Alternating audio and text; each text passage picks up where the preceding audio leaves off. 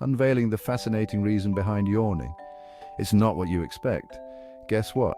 Yawning might not be about being tired at all. Really, it turns out we yawn to cool down our brains.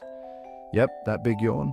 It's like your brain's air conditioning, keeping it sharp and focused. But wait, there's more. Yawning is contagious. Just seeing someone yawn could make you do it too, and scientists think it's because yawning might help us connect with others. And get this, even dogs yawn when they see us yawn.